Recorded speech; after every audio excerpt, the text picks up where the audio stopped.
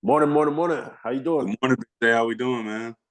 Man, we good, man. We live. I'm excited. Do it. Yeah, I'm happy to have you. Thank you for taking the time. I appreciate you for having me on the show, Zay. Yeah, Gene Pryor, man. JUCO product, University of Hawai'i alumni, went on to play pro ball for a little bit. Can you go ahead and tell us a little bit about that? Yeah, man. Just I was in the pros for a short amount of time, but just having the opportunity to come out and be able to experience playing football at that level was a blessing, and now I'm able to kind of sit back and watch those who are still playing the game or who came after me, came before me, and so it's cool to still have those connections up there and kind of still learning from those guys. So it's nice. Yeah, man. That's exciting. And then as far as how would you compare between college and pro making that transition? Yeah, so playing at the pro level versus the college level, it's a little bit faster. It's more of a mental game as far as like because you came from college and that's where you developed a lot of your baseline skill level stuff at. And so once you go to the pros, it's more of a how fast can your mind think, and just kind of getting ready for like basically a chess match every time you go up against a D lineman or a DN or something like that. So it's pretty cool, pretty fascinating. Yeah, man. And you were fortunate enough to go to the league and then ended up playing another a season for USFL, correct? Yeah, so I was blessed enough to get a free agent signing in 2022 with the Chiefs. I got cut shortly after rookie minicamp, which was unfortunate, but it's cool. It's the way the business goes. And then I was blessed enough to be able to play a year with the Michigan Panthers. So it was nice, man, having that experience, and I'm able to take it into my coaching now. Uh, all right. And then would you be able to give us a little bit of information on your current college where you're at? Yeah, so the current college I'm at right now is located in Virginia. It's called South Virginia University. It's a Division III. Coach offensive line out here. Cool, cool, cool. And then would there be anything else that you would want to share as far as like any athlete that would consider coming to your school? Um, as far as that goes, I would say just continue to do what you do. Make sure your film like is up to date. Make sure you're working hard, doing all the right things you need to do. As far as in the classroom, make sure the grades are right when you sit into all coaches, and that'll give you the best shot to go anywhere really. Okay, cool. And is academics going to be a big part as far as competing in Division 3?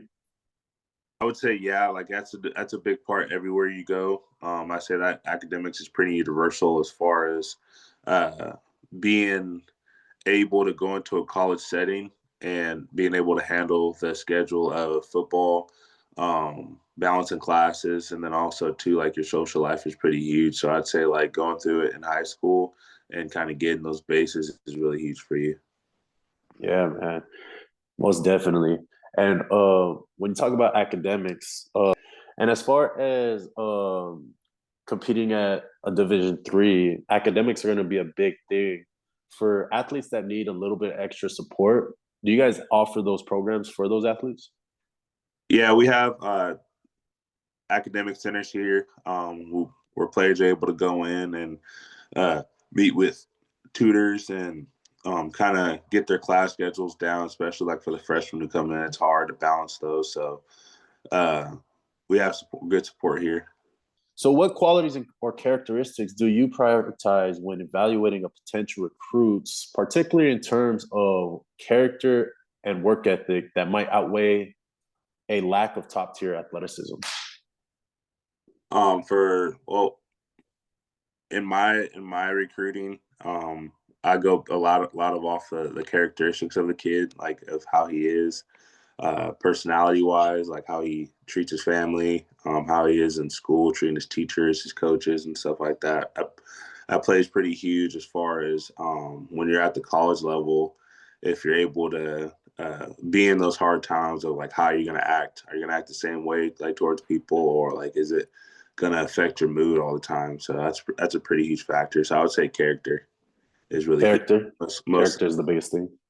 Yeah, over anything, because the film will speak for itself. And as far as like development goes, like as a coaching wise, do you have that confidence in yourself and also in the athlete that when he gets here, he'll be able to uh, work with you, and then he'll also be able to grow. But like the characteristic things, like that's something that I believe comes from like before they even get to you. So. Yeah, for sure. And character is just going to take you a long way because, especially when you go into a program and you may have been dominating where you're coming from, but no matter where you go, it's a very few cases where some athletes go into a program and can dominate the same way as far as Mm-hmm. from the previous level that they came from. So as Mm-hmm. far as having those characteristics of or character, uh, it just helps you in that process because not many athletes are okay with coming in and being a backup or going through the struggle of not being on the field. You Mm-hmm. know, No, most uh, definitely. what would you say that as far as to an athlete that you would bring in that may need to go through development and needs to be brought up to speed? Um, well, it's a little bit it's a little different. I believe that every athlete that comes in, obviously, you'll see some like special ones who roll into the college level who are just ready to go.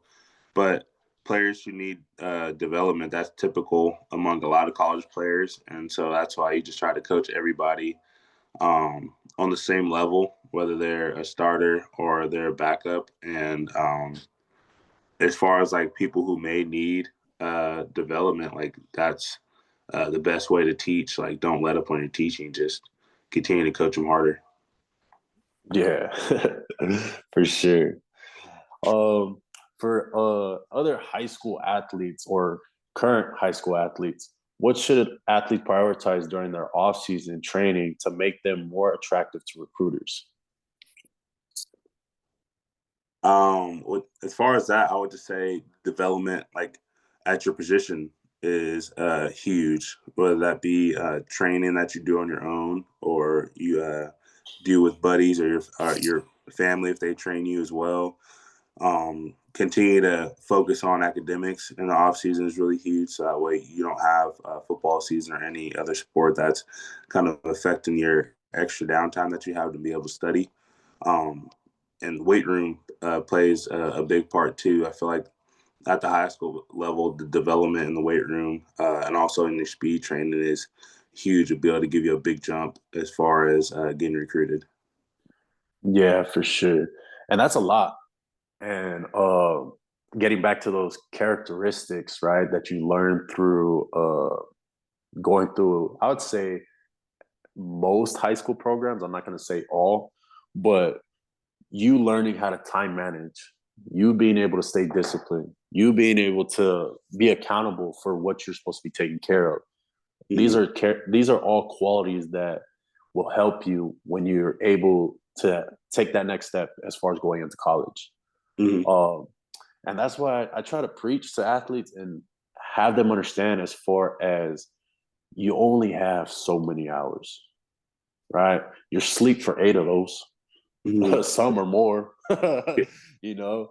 So when you factor in sports, school, family time, chores, schoolwork, okay, there's only so much time to where when you start adding things in as far as like extracurricular, Mm-hmm. um, it's just understanding as far as how slim of a window that you're trying to shoot for. Yeah, and speaking as far as looking more attractive to recruiters, would you say there's a benefit, or do you have any comment on athletes participating in 7-on-7 camps? As far as like those go, I would say there is some benefit to it. Like you're able to get out, get a little more exposure. Like especially like if you're from a smaller school, able to get in front of some college coaches, able to see you kind of work in person. I know it's not pads all the time, but as far as like movement wise, they'll be able to get to see you move. 7-on-sevens are always fun. Like you be able to get play in different places, and sometimes those places are at like colleges, and you're able to see your college coach there. I've also seen A couple of those work out in some pretty beneficial ways for a lot of guys. So I would say, yeah, there is some benefit to those spring activities as well. Yeah, you can't leave the trenches out. They got their 5-on-5, you know.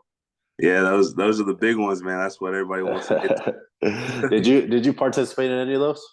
No, not myself, man. I wasn't hip on the new the era of going to camps. I actually didn't know about football camps until my senior year of high school. So I Yeah. thought everything was I didn't even know everybody went to camp, to be honest with you. So I thought that was pretty cool as far as like getting in front of coaches and how that was beneficial to a lot of players.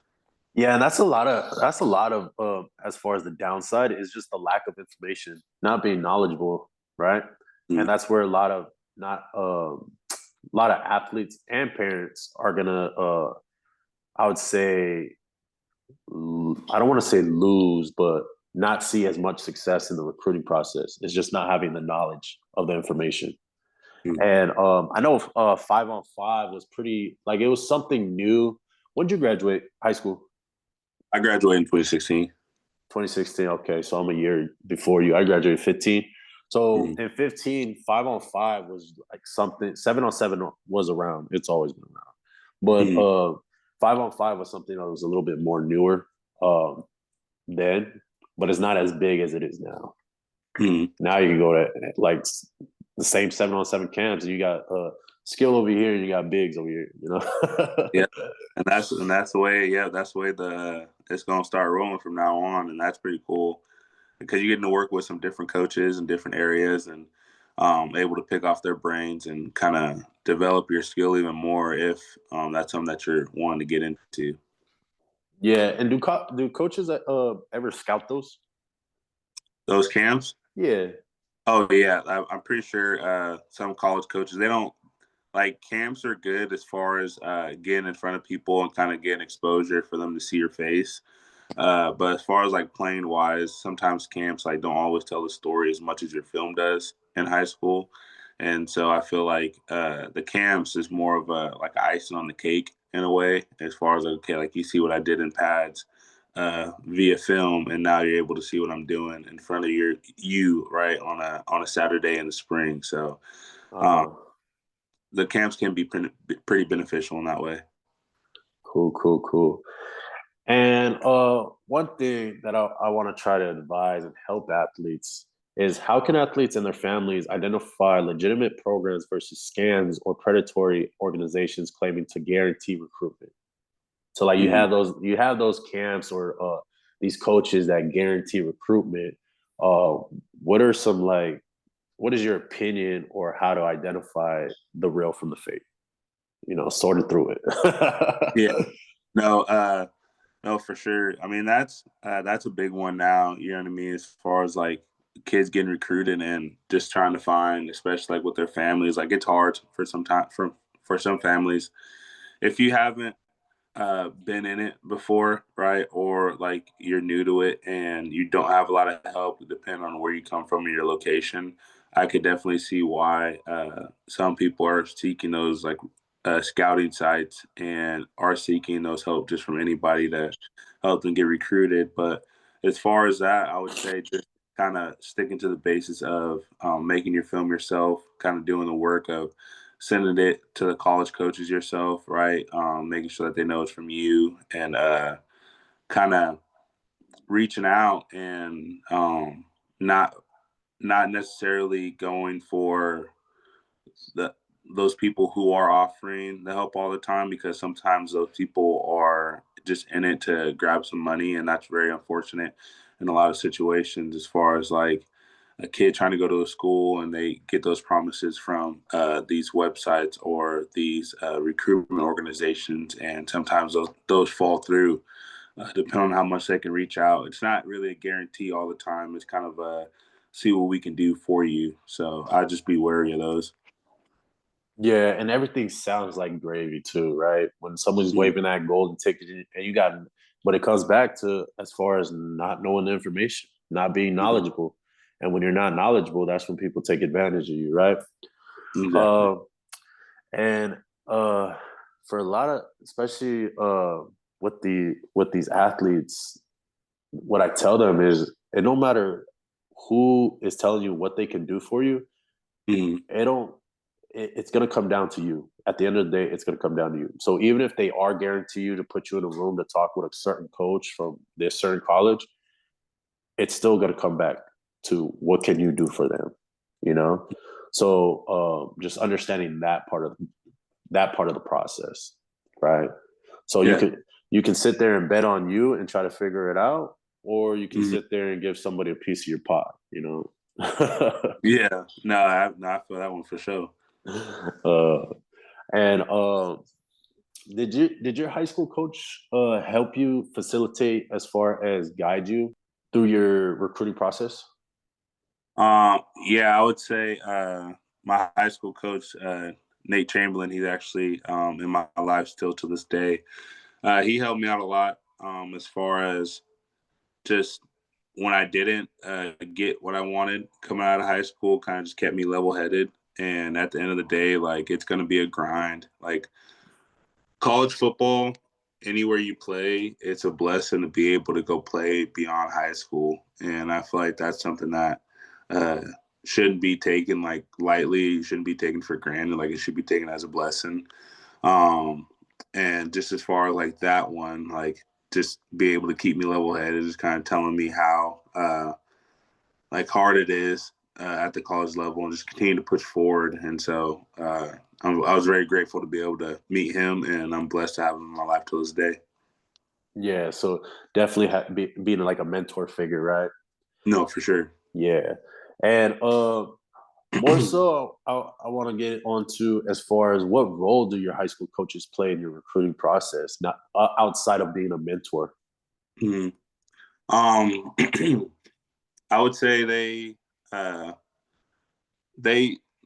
high school coaches like they do what they can as far as like with their connections, because like not everybody going to be guaranteed to have the same connections as like a big high school coach or like IMG or like you know what I mean or modern day or something like that. But as far as like connections goes, like to get you into college, I feel like when a recruiter calls or a coach wants some more information about you, I feel like they do a big part as far as selling your character, of how you treated them, like of how the program has like accepted you, and I feel like that's very beneficial in a lot of ways. It gives college coaches an ease at the mind when recruiting.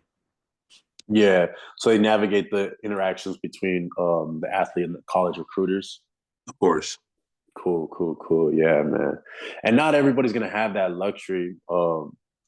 I can't say as far as I've met coaches or high school coaches that don't have the same connections or don't do the same things as far as certain programs, like things that I was used to. Right, Mm. I wasn't fortunate enough to be recruited or any of that things. But as far as seeing like the boys have those type of interactions facilitated, right? Mm. And it's just I think you see the difference between a top tier program and kind of just a program that's just kind of just cycling you through, you know. But that also rolls into the next question: is how can players from smaller schools or less visible programs make an impression when they don't have the same exposure as top recruits? And that kind of piggybacks off of what we just said, right?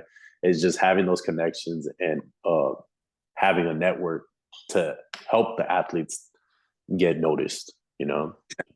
And but then also too, like on top of that, like being from a smaller school, like you just have to be not every athlete, like when you recruit them into college ball, like they're not all going to be the same. Some people are going to operate a little bit differently. And so I would just say like uh for those athletes who are at those lower schools, like just make sure like you're more tidier on your stuff, like as far as like academic goes, like make sure you have the best GPA possible, to give you the best shot. As far as like leadership goes, like make sure you're better and not, I wouldn't say better, but just make sure that your other aspects of your game is more on the P's and Q's. So that way when a college coach does come to see you, it doesn't matter if you're from a college, like a small school, you're still able to go play big time ball. It doesn't matter where you're at. Like you're still able to go show those coaches that you're able to play at that level. Yeah. And what is the target GPA? Let's see. I can't say that. Oh, come Can't say on, come on. that. I Can't preach it say all the that. time. I I preach can't. it all the time. I say It's 3.0. uh, that would be nice. That would be nice. I mean, that's 3.0. GPA to have right there. I would say that. Yeah. Because 2.5 is the pretty universal as far as getting into college. 2.5. Um, but like I spoke on with the DC from Nebraska, Westland, Mm-hmm. colleague, teammate that I played with. Uh, yeah, we was just going. He was like, yeah. When I scout a kid, I usually try to look for those 3.0s, you know, because as far as when it comes to academics, you just want to find those kids that take care of business in the classroom, right? Yeah, It's not always about as far as what they can do on the field. It's what they do off the field matters as well. and that's the biggest thing because like I said before, like development is development as far as like when a kid gets in, but you can't control any other aspects that came before that. Yeah, because I mean, you can find a whole bunch of athletes, but if you're just unable to get it done in the classroom, it's just going to be hard for you as far as just trying to get it, being able to take that next step, you know. Mm-hmm. But like And I that's said, there's go ahead. My apologies. I was gonna say that's where you just don't want to hurt yourself and put yourself in that position because like it's only hurting you as far as like your college experience and like you achieving your goals as far as like getting a degree and just having fun as a kid. Like Yeah, and that's why my or my high school coaches always preach 3.0, and they made it. I think my sophomore or junior year, they made it mandatory 3.0 is mm-hmm. because they understood as far as um, the product and what they're trying to. I don't like to use the word sell, but what they're pushing out. You know, Mm-hmm. the standard to be held, Yeah. and why would I hold you to the minimum when that can just be one bad test grade and now you're out, you know? And a lot of athletes don't understand as far as being a qualifier. They don't know what a qualifier is. So even if you get a scholarship, but if you don't qualify, you kind of you're on a bad end, you know. Can Yeah. you give me a little bit of information what a qualifier is? So qualifier coming out of high school is a person who is eligible to go to a 4-year university straight out. And so like I'm a prime example. Like I wasn't fortunate enough to be a qualifier come out of high school. So I was the kid who had to go to junior college and kind of work my way up, get my AA degree, and go to the university from there. But um, the more you can be a qualifier out of high school, man, like and being able to go to a 4-year university, the more you're blessed with that ability, like that's huge as far as like recruitment goes, and like just you having the best shot of not having to take that long path. Yeah, and it widens your options. It doesn't narrow you down or restrict you to a certain degree per se. You know, Yeah. yeah. If you don't mind me asking, if you don't mind sharing, you ain't got to go into super detail about it. Why were you not a qualifier coming out of high school? Yeah, I would just say that situation just came based off of it just not knowing a lot, right? Just not knowing what the requirement was as far as getting out to a college and just coming from the area I came from. It was hard. There wasn't a lot of people who got out. So uh, just being misinformed, I would say. Yeah, and that has a lot to do with as far as the program that you're a part of, and that's not to put the blame on anybody or a No. certain individual, right? But like I said, as far as when you compete at a top program, it's a lot different, and I just try to use that knowledge to spread and educate. So, like for instance, where I went to high school is that a lot of things are taken care of because it's a lot of they understood the assignment as far as where you're trying to go, and Mm-hmm. everything. If you're an athlete, okay, you're seeing so and so, they're going to put you in these classes because we know that you need to hit certain benchmarks, right? Mm-hmm. We know that we need to have you on the right track so that if you did want to take, or if you had interest of a coach or a college, that you were eligible and that you were able to take that step without any Mm-hmm. issues, right?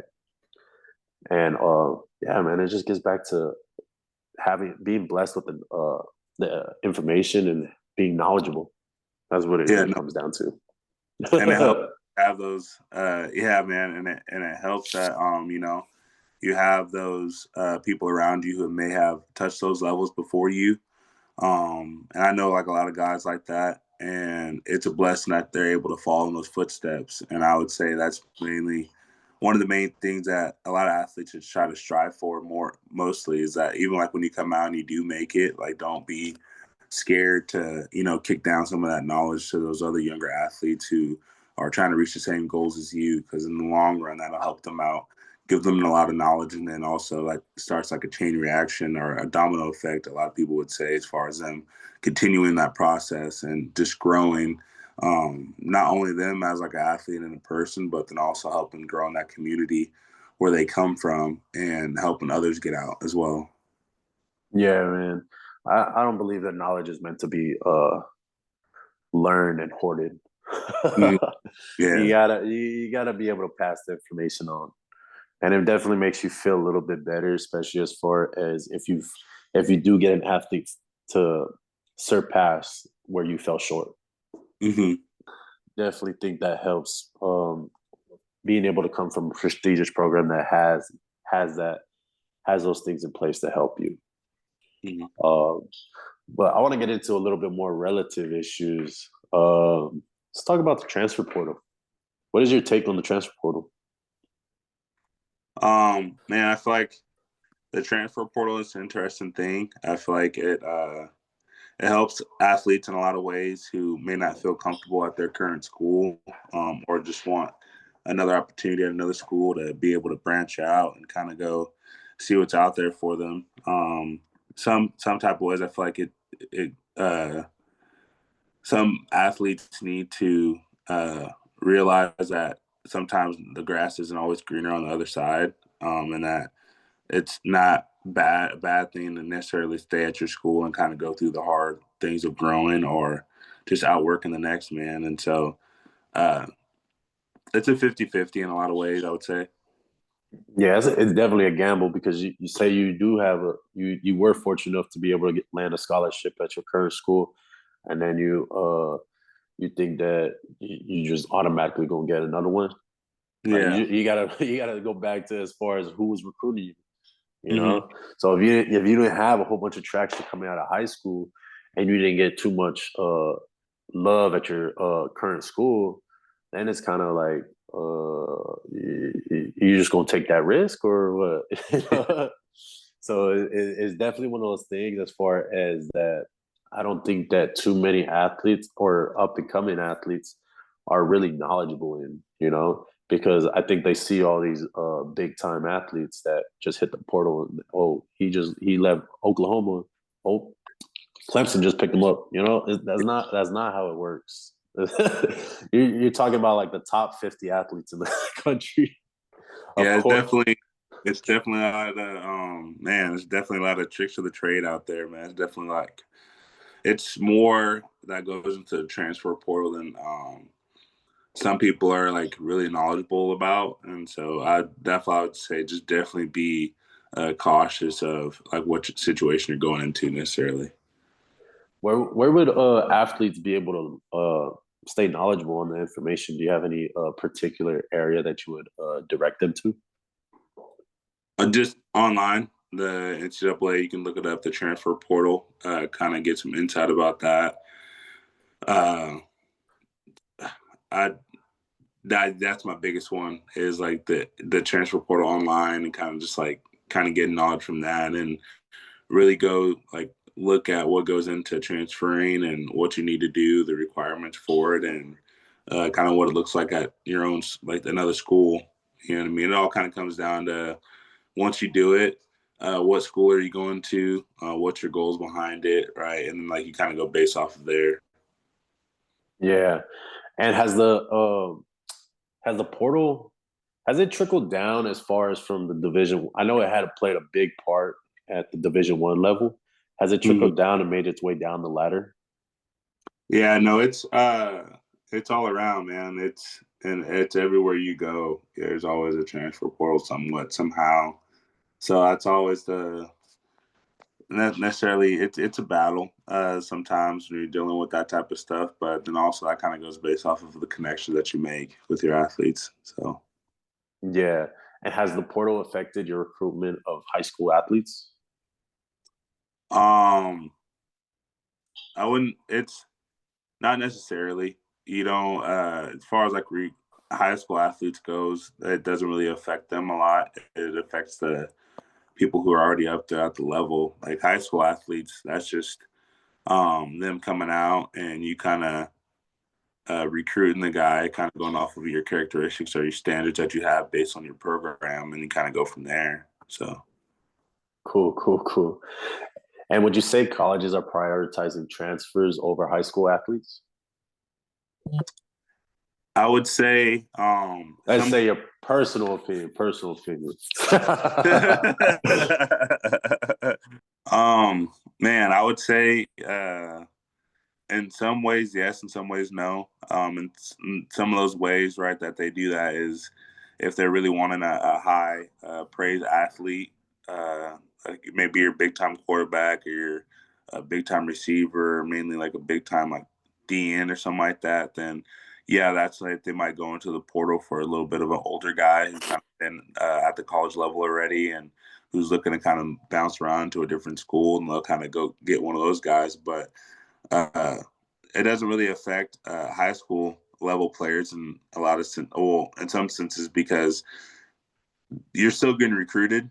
You're not going to go in there and be the freshman who starts all the time now. You know what I mean? Like now, that's what the transfer portal is kind of for. Is you're able to get guys in, plug and play right now, and then the younger guys that you bring in, you're able to have more time to develop them, give them a redshirt year, and then kind of go based off of that, building the so program. that so yeah, I would say I think you put it good. It's just it depends on how you look at it.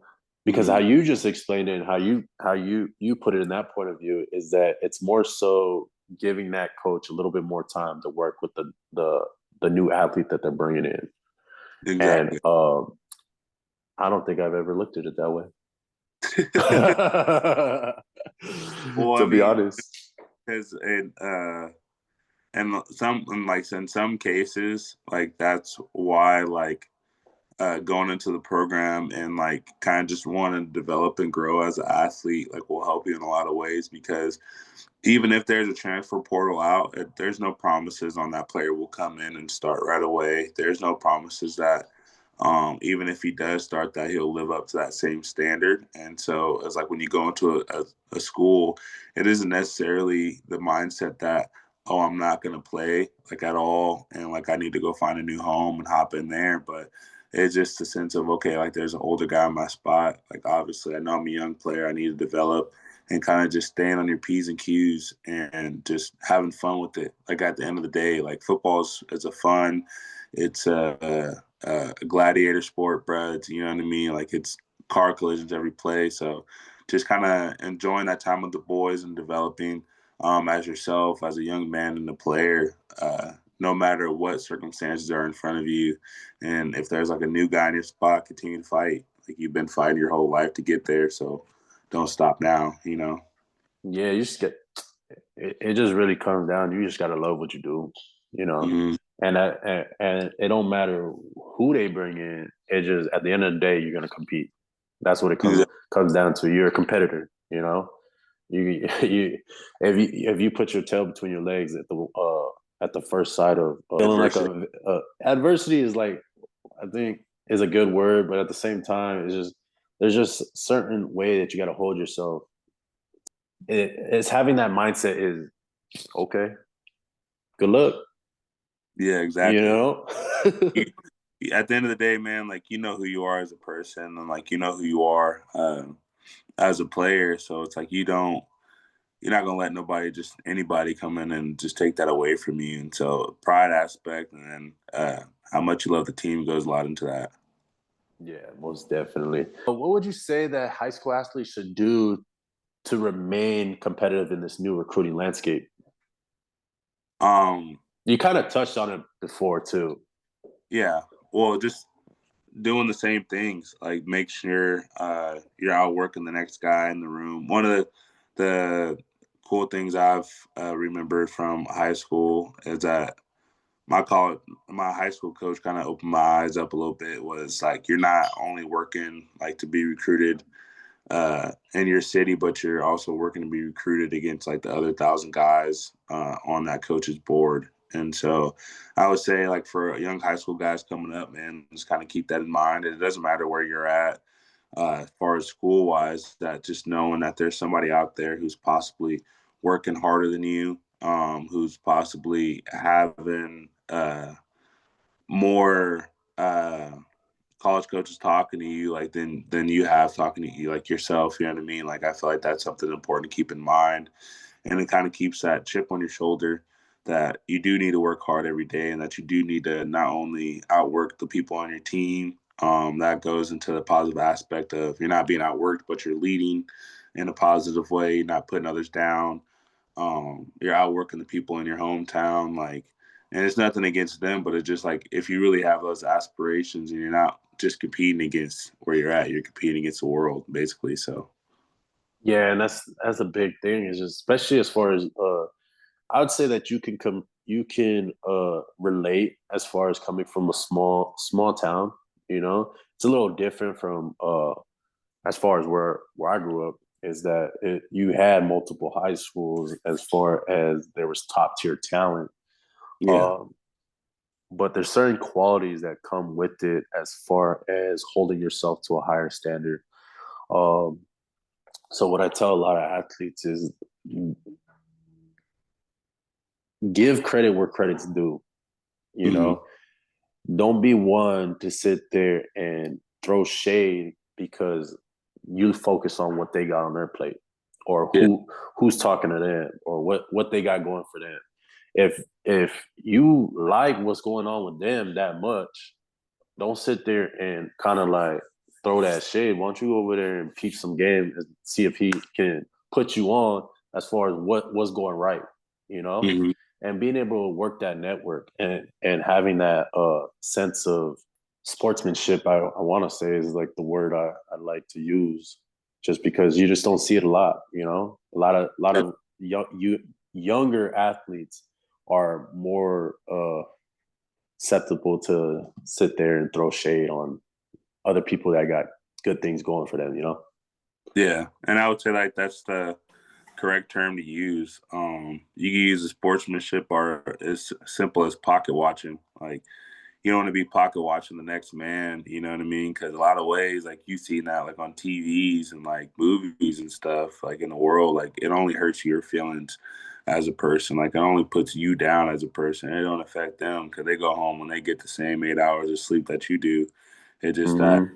what they wake up and like what they do differently than what you do, or like who knows, like God may have blessed them sooner than he had blessed you. You know what I mean? I've seen that in a lot of cases as well. So it all depends on like how much willing you're depending on staying true to the process, staying true to yourself, man. And if it works out at the end of the day, like it works out, it's a blessing, and you continue to pass those lessons down to those people who are coming after you, you know. But even if it doesn't work out for you, the fact that you know that you put everything that you had into it, you know what I mean, as far as like the recruitment, as far as staying true to yourself, come out of high school, then that will give you even the bigger win, you know what I mean? And if God decides to bless you with the opportunity to go play at the college level, then man, take it.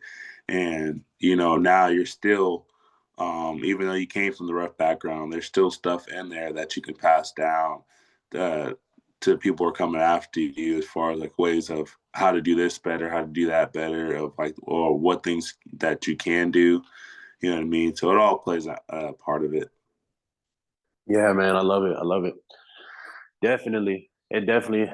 there's so many factors that come into it. I just think that it really comes down to getting back to those characteristics about yourself, you know.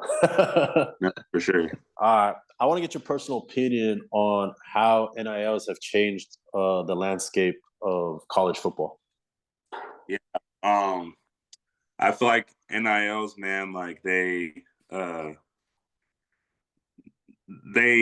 help out a lot of kids, like in a lot of ways, man. It's a benefit, depending on who gets that money and what they do with it, right? 'Cause I've seen some cases where kids get paid that good amount of bread, and they're able to help their teammates out, like who are maybe walk-ons or who maybe don't have the same opportunities as them, or even in the community. Like they use it to reach out in the community and help those other people out who may be in need. So I feel like that's beneficial in that way. And sometimes it could be hurtful though, depending on if a kid's thinking about not transferring or a school comes calling and offering a certain amount of money. Like it all depends on like what that kid is willing to do. Like if he's willing to stay at that program or go for the dollar amount. So it could be helpful, but then also it could hurt a lot of programs because it could cause more kids to hop into that portal, and that's something that you don't always want. And so uh,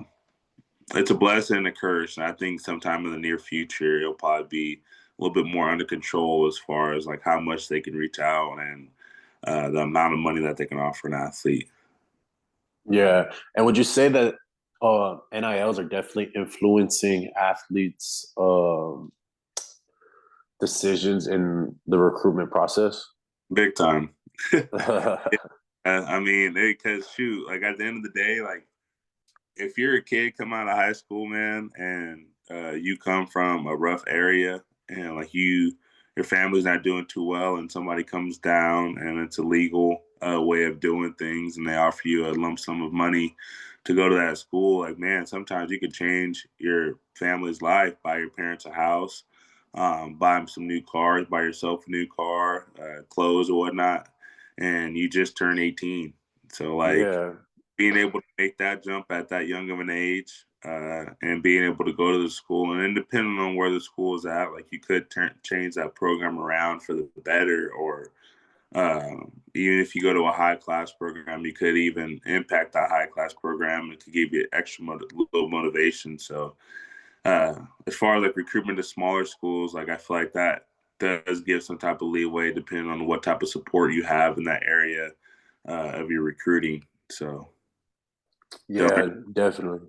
What advice do you give athletes or high school athletes and their families about navigating NILs? um, I would say with that is like when you're going out to a college, like NIL is something that's name, image, and likeness, right? And so it's not always guaranteed to a person. I would say don't always seek that when you're getting recruited by a school, because sometimes like NIL is not going to be what a school has to offer. But like at the end of the day, that school can offer you an internship to $1 billion corporation after you graduate, and that's going to set you up with the right type of job that you need. That's actually going to give you money for the rest of your life. And so I would say the biggest thing is don't always seek it. If it gets brought up upon you, then that maybe you could take that a little bit further in that conversation as far as what that would look like, and how long would you be able to get that. Like that would be some good questions once you're actually in that conversation. But as far as like seeking it, I wouldn't make that the main priority of your recruiting, because sometimes NIL is going to be a blessing to you, and sometimes like those situations aren't always going to play out how you think it's going to play out. So I would say it's definitely affected what athletes are doing and where they're going. But at mhm. the same time, how is it viewed from a coaching perspective on as far as what would you say an athlete coming in, and so like how does it weigh in between NILs and the transfer portal? Like how has that changed the actual the game itself? um, I'd say like as far as like NILs and the correlation between the transfer portal, man, I would say that It's all a numbers game sometimes, right? Like it's always like when you're at a certain school and another school offers you, for example, like if you're at a school and the school is paying you 200K a year and you just had a breakout season, another school offers you 500K, 600K a year, and that's a big pay raise. I mean, that all depends on like how much you have invested in that school. That all depends on your morals. Like, what are you actually seeking in college football? Are you seeking money? Are you seeking the chance to go to the league? What are you seeking? You know what I mean? Like that's what you have to ask yourself. And in a lot of cases, that's not necessarily a bad thing, right? If you're seeking money and you want that right now, and like to have that bread in your pocket to help your family, like then more blessings to you. You know, like if you are always seeking that and you have those aspirations of maybe touching the league or maybe getting a good degree from a good school, then sometimes that could also hurt you, right? And it all depends on uh, what you have written down in paper. Uh, uh, Somebody saying that they're going to give you money versus it being on a contract and you signing it is two completely different things, I would say. And shooting, even in some cases, uh, the people who are helping you out with these, like these agents and whatnot, like they can also hurt you as well. So I'd say just be careful of that. Yeah, yeah, most definitely.